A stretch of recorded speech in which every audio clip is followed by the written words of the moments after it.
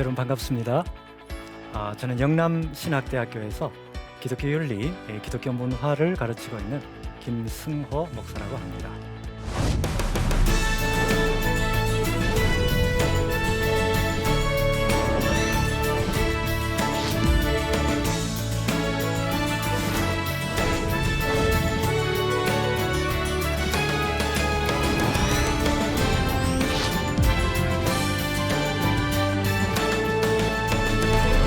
오늘 여러분과 함께 생각해 볼 주제는 코로나 시대의 신앙, 연민이라는 이런 제목으로 함께 살펴보려고 합니다.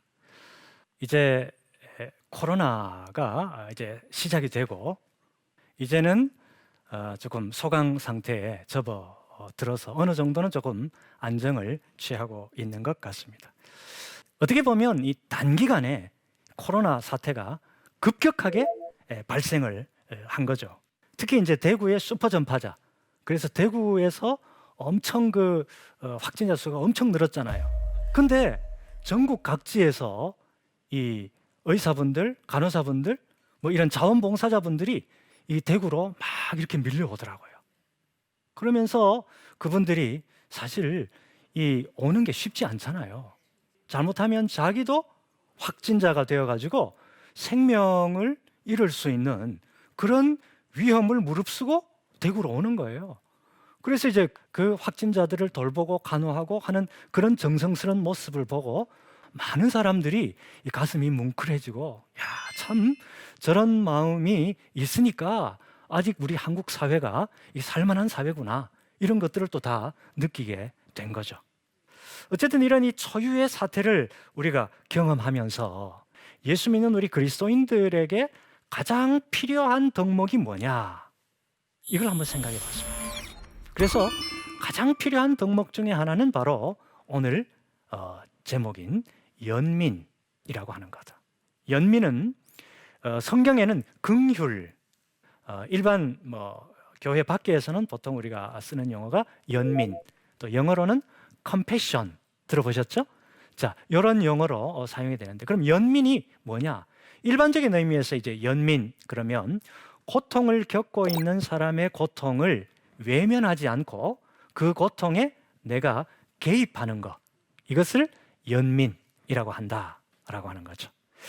자, 그래서 이 연민이라고 하는 그 개념을 우리가 성경적으로, 기독교적으로 어떻게 이해할 수 있냐? 크게는 두 가지가 있습니다. 오늘 그 두 가지 기독교적 의미에서의 연민 개념을 우리가 한번 살펴보면서 우리가 지금까지 어떤 긍휼의 모습, 어떤 연민의 모습을 갖고 지금까지 그리스도인으로서 살아왔는가 하는 부분을 한번 돌아보는 그런 시간이 되었으면 좋겠습니다. 첫 번째 연민, 이거는 타인의 고통을 함께 나누는 그런 의미로서의 연민이라고 하는 게 있습니다.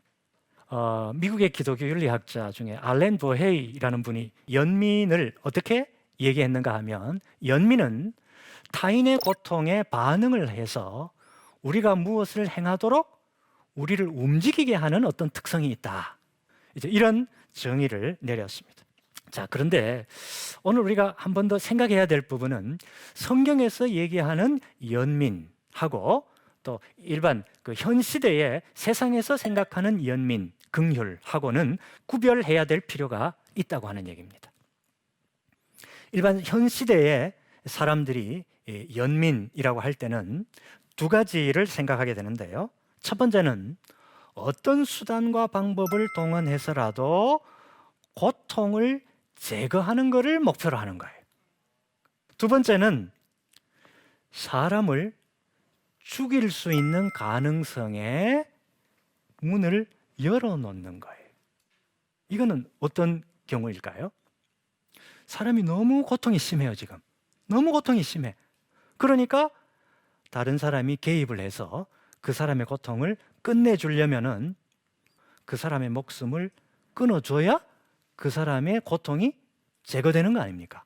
자, 이런 부분을 우리가 생각을 할 수가 있는데, 근데 지금 방금 제가 말씀드린 이 두 가지 의미를 우리가 생각하면 이 두 가지의 이 현 시대가 갖고 있는 이 연민의 의미를 우리가 받아들이면 문제가 발생합니다. 어떤 문제가 발생하냐? 첫 번째는 하나님이 사람한테 이 고통을 허용하신다는 이 사실 자체가 이 뭔가 문제가 있는 거 아니냐? 그러니까 고통을 겪는 게 하나님 탓으로 돌리게 되는 거예요. 그렇죠? 근데 성경은 그렇게 말씀하고 있습니까? 우리가 사람이 고통을 겪는 것 누구의 죄 때문이라? 인간의 죄 때문이다. 성경은 분명하게 얘기하고 있어요. 그렇죠? 아담과 하와의 이 죄성, 그게 인류 역사를 거치면서 계속해서 남아 있어서 오늘 저와 여러분에게도 죄라고 하는 것이 우리를 감싸고 있는 거 아닙니까? 자, 두 번째에는 또 어떤 문제가 발생하게 되는가 하면 인간의 고통을 누가 종결시키나, 누가 끝을 내냐라고 할 때 인간 고통을 끝을 내는 것 역시도 하나님이 하시는 문제죠. 그렇죠? 근데 그게 아니라 유능한 의사가 이 주도권을 갖고 있다. 이런 생각을 하게 만든다는 거예요. 이 생각을 하게 되면 이게 이제 곤란해진다는 거죠. 그건 기독교적인, 그죠? 성경적인 개념이 아니기 때문에 그렇다. 자, 그러면 성경적인 의미에서 연민, 긍휼, 이거는 뭐냐? 여러분, 제가 여러분이 잘 아시는 욥기에 대해서 한번 말씀을 드리고 싶습니다. 욥기에 보면 동방의 부자 욥이 하루아침에 자녀들, 아내, 식구들 다 그냥 어떻게 됩니까? 잃어버리죠. 거기다가 온몸에 종기, 악창, 그죠? 그래서 기와장을 어떻게 했다고요? 자기 몸을 긁었대요. 남들이 엄청 부러워하는 그 욥의 반의 반만큼이라도 내가 됐으면 좋겠다. 남들이 다 그렇게 생각했는데 지금은 뭐 완전히 밑바닥 인생이 돼버린 거죠. 그렇죠? 자, 그런데 욥기 2장 10절에 보면 어떤 말이 나오는가 하면요, 욥이 입술로 범죄하지 않았다. 근데 이제 욥의 이 세 친구가 이제 욥을 친구니까 위로하러 왔죠. 와서 욥기 3장에 보면 3장 11절에 욥이 친구들한테 욥이 자기 스스로 자기 생일을 저주하면서 이렇게 말합니다. 어찌하여 내가 태에서 죽어서 나오지 아니하였던가? 어찌하여 내 어머니가 해산할 때에 내가 숨지지 아니하였던가? 이 뭔 말입니까? 너무너무 고통스러워가지고 내가 차라리 엄마 뱃속에서 나올 때 그냥 그때 죽었으면 좋겠다. 좋았을 것을. 그러면서 이제 자기의 불안감, 두려움, 분노 뭐 이런 여러 가지 어떤 마음의 감정을 친구들 앞에 쏟아 부었던 거죠. 그게 3장 전체, 욥기 3장 전체에 걸쳐서 나오고 있습니다.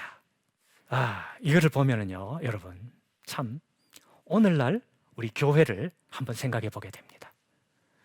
여러분은 여러분 교회에서 집사님, 권사님, 또 집사님, 또 장로님, 여러 직분을 맡은 분들이 많이 계실 거라고 생각이 되는데, 오늘날 그럼 교회에서는 내가 힘들고 어려울 때, 내가 슬픈 일을 당했고 내가 하루아침에 저 밑바닥 인생이 되었을 때 예배당 가서 내 그 속에 있는 심정을 다 털어놓을 그런 대상이 있는가?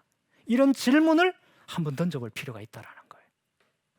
교회는 와서 누구든지 와서 자기 마음속에 있는 것을 어떤 상태에 있더라도 마음을 열고 누구한테나 얘기할 수 있고 거기서 위로받고 위로하고 이런 데가 교회잖아요. 이거는 뭔가 문제가 있습니다. 자, 욥이 여러분 뭐 잘못해가지고 하루아침에 그렇게 됐습니까? 아니에요. 잘못한 거 하나도 없어요. 근데도 그렇게 됐어요. 근데 너가 죄를 안 짓고 이런 일이 너한테 왜 생기겠냐? 너 아무래도 무슨 숨겨진 무슨 죄가 있길래 너한테 지금 이런 일이 생겼지. 욥의 친구들도 그렇게 욥한테 얘기했다니까요. 그렇죠?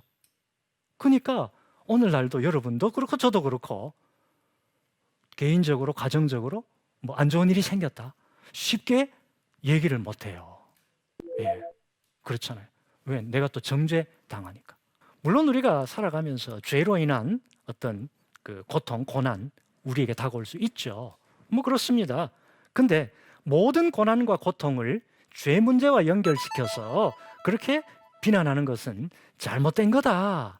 이것을 욥기에서 우리에게 분명하게 얘기해 주고 있죠. 그런데 예수 잘 믿는 사람한테는 어떤 어려움도 없고 어떤 실패도 없다. 오로지 성공만이 있을 뿐이다. 만사형통. 여러분, 이런 식의 생각을 가지게 되는데 이런 식의 생각이 문제가 있다는 거예요.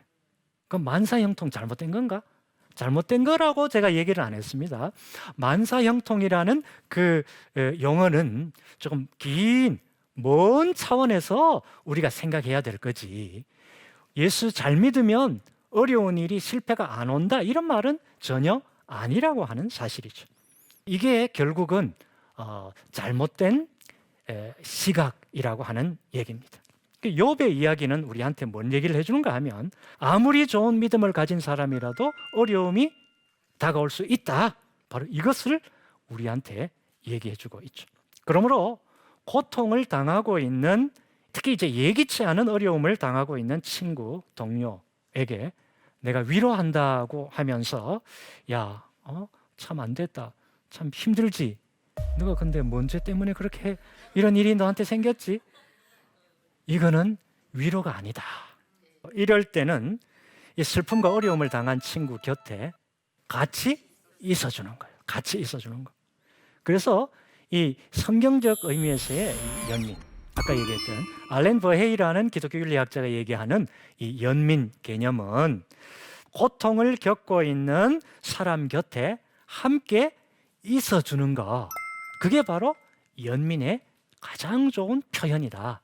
그렇게 얘기를 하고 있습니다.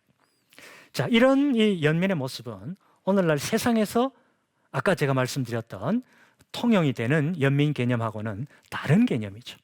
왜냐하면 아까 말씀드렸던 이 세상에서 사람들이 생각하고 있는 연민 개념은 어떤 수단 방법을 다 가리고서 안 가리고서라도 고통을 무조건 제거해야 돼. 여기에 초점 맞추고 있으니까. 그래서 어려운 상태에 있는 환자나 또 그런 분들에게 함께 곁에서 있어주는 자체, 그것이 가장 큰 기독교적 연민의 표현이 될 수 있다라고 말할 수가 있죠. 근데 저와 여러분은 우리가 너무 이 말로 모든 것을 다 하기 때문에, 그러니까 말을 차라리 안 하는 게 낫다라는 거예요. 말을 안 하고 뭐 한다? 같이 옆에 있어주는 거. 그게 최고라는 거지. 그게 최고다. 기독교적 연민 표현의 첫 번째 방법이다. 되겠습니까? 자, 두 번째는 그럼에도 불구하고 타인의 고통을 제거하는 데 초점을 맞추는 그런 연민도 성경에 보면 나와 있다고 하는 얘기입니다. 자, 이거는 뭔가 하면 영국의 기독교 윤리학자 로빈 길이라는 분이 있어요. 근데 이분이 이제 연민에 대해서 설명을 하면서 어떤 얘기를 하는가 하면, 연민은 약자에 대한 반응이다, 반응. 그리고 때때로 원칙에 의거한 도덕관념, 그거를 깨트리고서라도 연약한 사람을 도와주려고 하는 마음, 이거를 갖다가 연민이다, 그렇게 말합니다. 아까 말씀했던 함께 있어주는 그런 연민 표현은 조금 어떻게 보면 조금 어떤 소극적인 연민. 자, 이 부분은 뭡니까? 조금 적극적이고 행동적인 그런 연민 표현이죠. 자, 이 연민 표현이 오늘날 우리에게 필요하다라고 말합니다.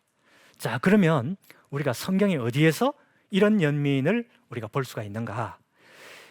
성경에 이제 특별히 이 공간복음, 마태, 마가, 누가복음, 거기에 보면 예수님의 치유 기사가 얼마나 많이 나옵니까? 그렇죠? 예수님이 병자를 치유하신 이야기 상당히 많이 나옵니다. 이제 그 내용을 보면 몇 가지로 이제 생각해 볼 수 있는데, 첫 번째는 예수님이 자신한테 도와달라고 얘기하는 그 환자, 병자의 얘기를 듣고 이 사람이 나한테 뭔가를 요청하고 있구나, 예수님이 생각을 하신다는 거예요. 인지를 하신다는 거예요. 그리고 예수님이 멈추어서 또 그 얘기를 듣고 말씀하시고 또 연민의 마음을 그에게 보여주시는 거예요. 표현하시는 거예요. 그거는 정서적으로, 감정적으로 예수님의 마음이 움직이는 거예요. 아까는 인식을 했고 지금은 마음에 어떤 움직임이 있는 거예요. 그리고 마지막 세 번째는 그 후에 예수님께서 의식적으로, 의례적으로 부정하게 여겨지는 사람한테도 접촉을 하세요.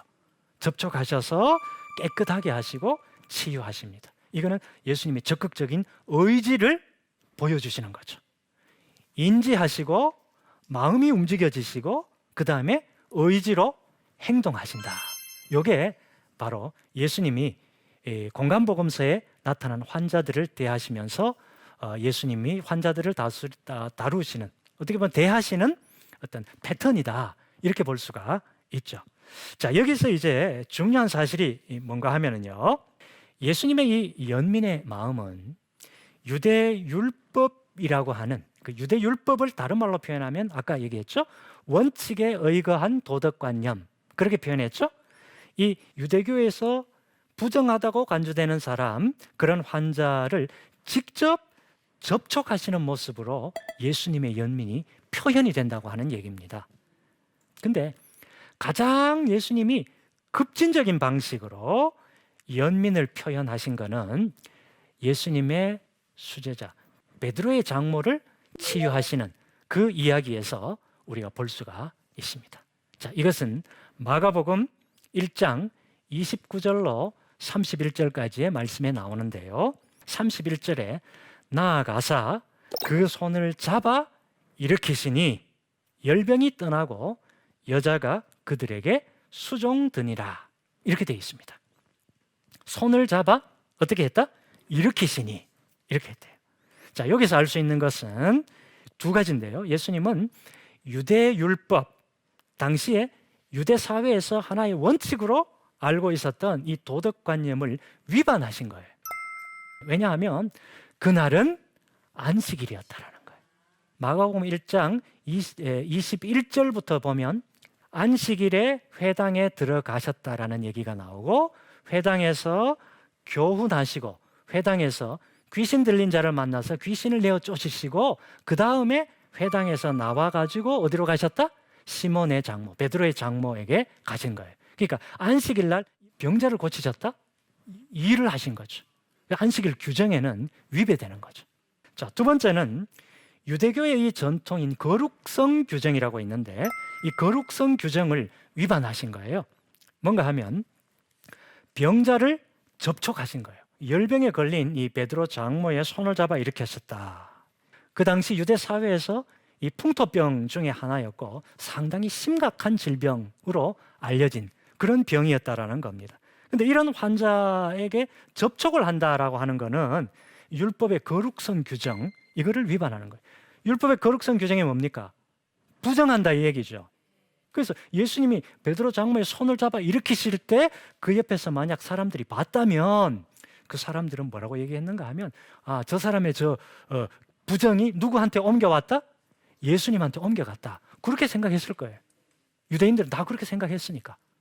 이 두 가지 규정을 위반하면서까지도 예수님은 사람의 생명을 살리는데 헌신하셨다. 이것이 바로 예수님이 보여주신 어떤 고통을 제거하고자 하는 어떤 그런 연민의 표현 방법이라고 하는 사실입니다.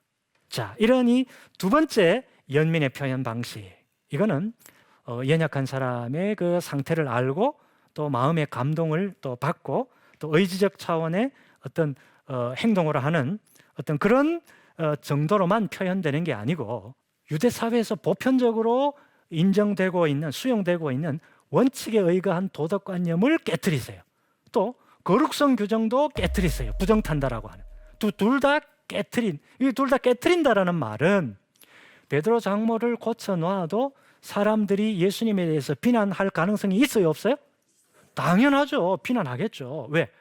아니, 지금 이 유대 율법을 이렇게 위반하고 이런 일을 하면 돼? 이렇게 이제 얘기하죠. 근데 예수님이, 이 케이스는 아니지만 예수님이 이제 사람들한테 안식일 규정에 대해서 얘기하면서 뭐라고 말씀하십니까? 너희가 안식일 날 구덩이에 양이나 소나 염소나 이런 거 빠졌으면 안 구해낼 사람이 누가 있냐? 안식일 날은 선한 일을 행하는 것이 안식일의 원래 의미다. 예수님께서 안식일 규정을 새롭게 딱 정리해 주셨죠. 이런 이 연민 표현은 적극적으로 다른 사람의 어떤 고통에 개입해서 그 고통을 적극적으로 제거해 주려고 하는 어떤 그런 행동으로 나타나는 거다라고 하는 겁니다. 자, 이제 정리를 한번 해봅니다.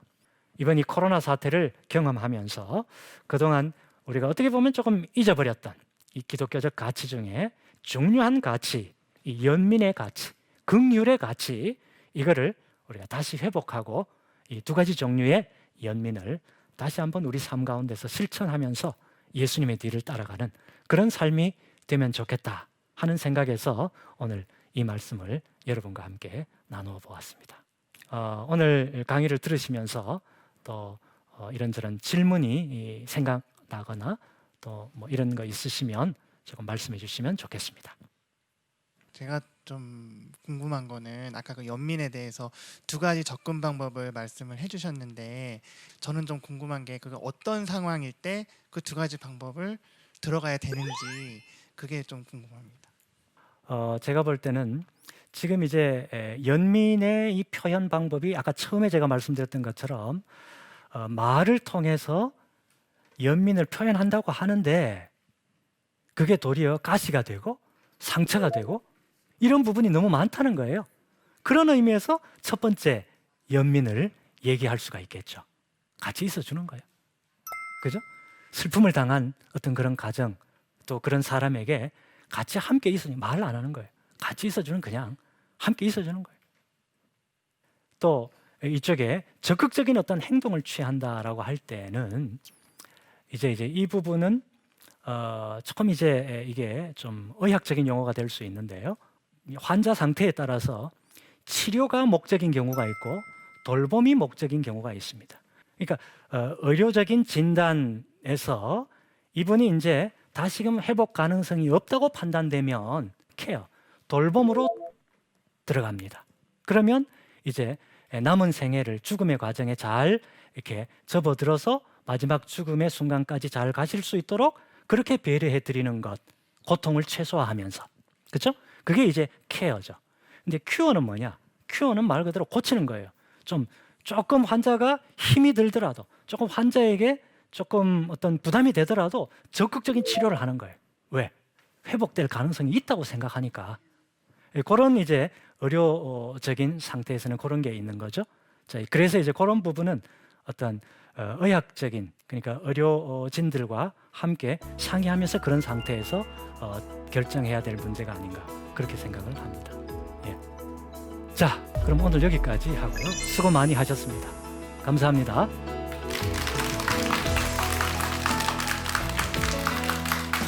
이제 코로나19 사태는 사실은 엄청나게 우리한테 충격을 줬죠. 이런 이 재난의 시대에 우리 예수 믿는 그리스도인들에게 있어서 가장 중요한 기독교적 덕목 중에 하나가 바로 이 연민, 긍휼이라고 하는 덕목이라고 하는 거죠. 우리 기독교적 연민이라고 하는 것은 고통을 겪는 사람들과 함께 있어주는 것.